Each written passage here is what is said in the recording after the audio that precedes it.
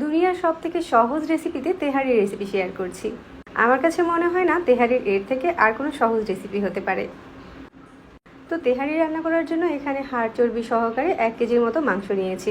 আর মাংসের টুকরোগুলোকে এরকম একটু ছোট সাইজ করে কেটে নিয়েছি। এরপর চুলায় প্যান বসিয়ে 1 কাপের মতো সরিষার তেল দিয়ে দিচ্ছি।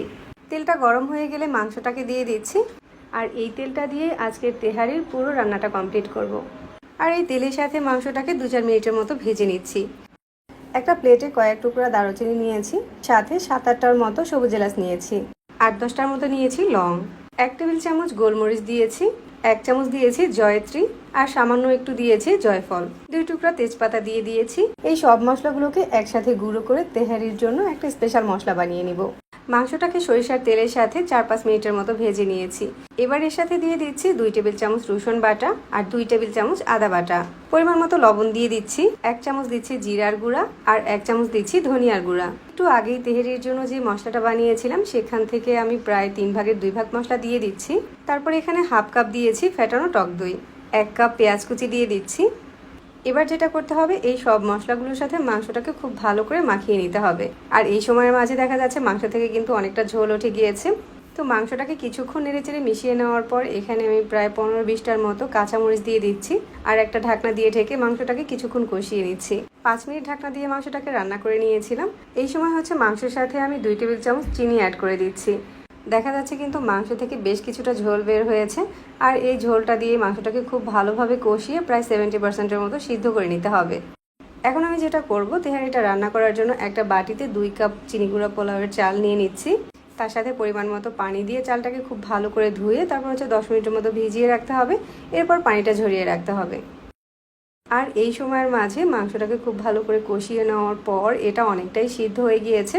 আর এর সাথে থাকা ঝোলটাও টেনে গিয়েছে। আর যেটা দেখা যাচ্ছে মশলা আর তেলটা কিন্তু আলাদা হয়ে গিয়েছে।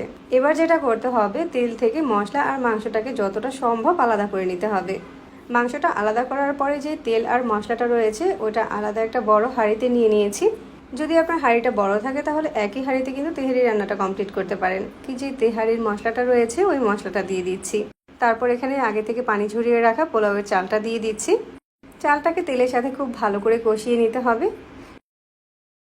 এরপর এখানে আমি 2 কাপ পোলাওয়ের চালের জন্য 4 কাপ ফুটন্ত গরম পানি দিয়ে দিচ্ছি। চালের জন্য পরিমাণ মতো লবণ দিয়ে দিচ্ছি আর দিয়ে দিচ্ছি 4 টেবিল চামচ পরিমাণ গুঁড়া দুধ। এরপর এখানে 4-5টার মতো কাঁচামরিচ দিয়ে দিচ্ছি আর ঢাকনা দিয়ে ঢেকে দিচ্ছি। কিছুক্ষণ পরে যখন পানি আর চালটা এরকম সমান সমান